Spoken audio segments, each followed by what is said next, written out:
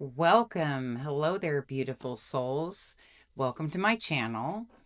And tonight we're going to be talking about something that honestly changed the way that I look at people, relationships, trauma, healing, and even myself. It's called the Johari Window. Now, I know that it sounds fancy or clinical or something out of a psychology textbook, but trust me, this one is the simplest and most eye opening tools ever created for understanding human behavior. And the crazy thing is, most people are walking around living inside these invisible windows every single day without even realizing it.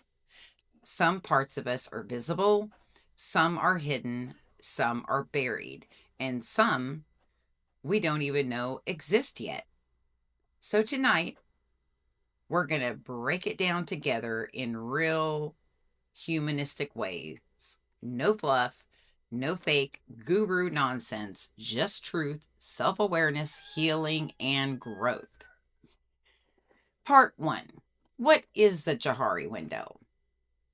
The Johari window was created around 1955 by two psychologists, Joseph Luff and Harrison Ingham. The name Johari actually comes from combining parts of their first names, Joe for Joseph and Hari for Harrison. Their goal was simple. They wanted to create a way for people to better understand themselves and to communicate better with others. Now, yes, at first it was mainly used in psychology and counseling, leadership training, group therapy, military training, and relationship development. But over time, people realized this thing applies to literally every part of life: marriage, relationships, addiction recovery, trauma healing, business, parenting, dating, spiritual growth, even social media. But here's the truth: most suffering comes from misunderstanding ourselves or misunderstanding each other. Part two: the four windows. The Johari window is divided into four sections. Think of it like four rooms inside your mind and personality. And every single person listening right now lives inside these four rooms. Window one: the open self. This is the version of you that you both and other people can see: your personality, your voice, your laugh, your habits, your talents, your style, your opinions. This is public versions of you. For example, people may know that you're funny, strong, creative, protective, loving, and you know those things too. This is the healthiest window when balanced properly because it creates honesty and trust. The more authentic we become, the bigger this window opens and grows. And honestly, a lot of healing begins right here because people get exhausted pretending. Window two: the hidden self. This part is where things get deep. The hidden self is a part of you that you know, but you hide from others, like pain, fear, embarrassment, trauma, secrets, shame, past mistakes, the masks that we wear. And a lot of people spend their whole lives trapped in this window, smiling outside, but breaking inside. And let me tell you something important. Sometimes people aren't cold, they're guarded. Sometimes people aren't mean, they're wounded. Sometimes people aren't distant, they're terrified of being hurt again. This window gets built brick by brick through betrayal, rejection, abuse, humiliation, or survival. And the problem is, the more hidden we become, the lonelier we feel, because nobody can truly love a mask. Window 3, the blind self.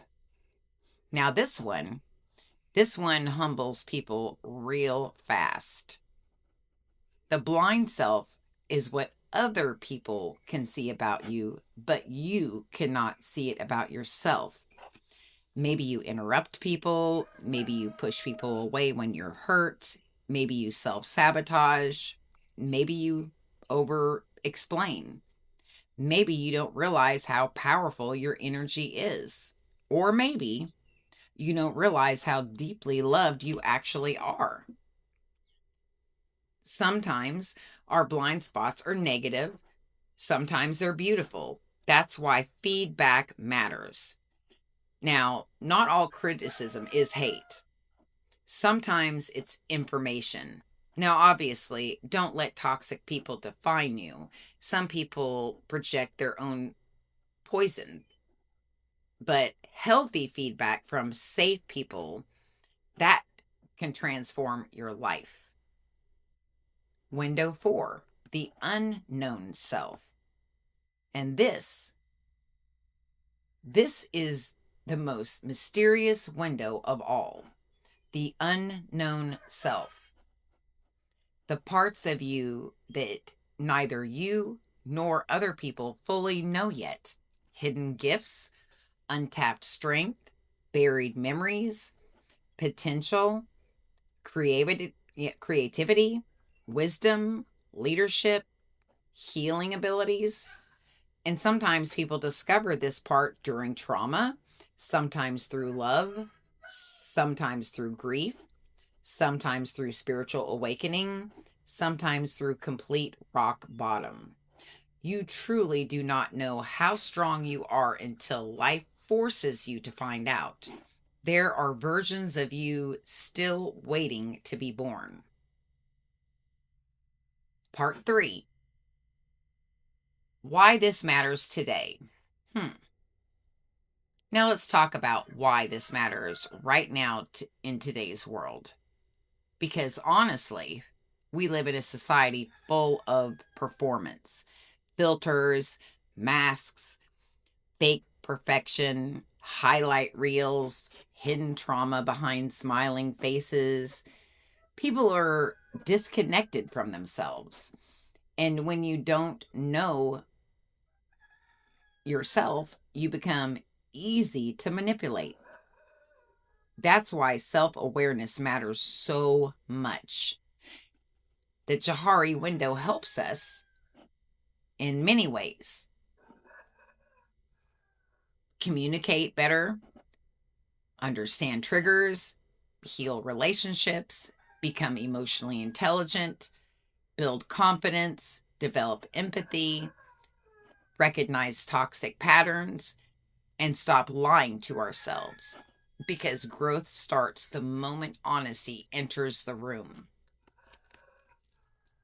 Part 4. How do we use the Johari Window in real life? So how do we actually use this? Simple. Start asking yourself questions. What part of me do people see clearly? What part of me am I hiding? What feedback keeps repeating in my life? What fears stop me from being authentic? What gifts have I ignored? What pain shaped my personality? What versions of myself have I not yet met? That right there, that's shadow work. That's healing work. That's self-awareness. Which brings me to part 5. I think that the one most beautiful things about the Johari Window is that it reminds us that human beings are layered. Nobody is just one thing. Not the addict, not the survivor, not the strong one, not the broken one, not the healer, not the angry one. We are all evolving. And sometimes the greatest journey in life is simply becoming honest about who we really are, not who survived forced us to be, not who trauma shaped us into, not who society demanded we become, but who we truly are underneath all the noise. And maybe tonight, this is your reminder that self awareness is not weakness, it is power, real power. Because once you can see yourself clearly, nobody can control you through illusion anymore.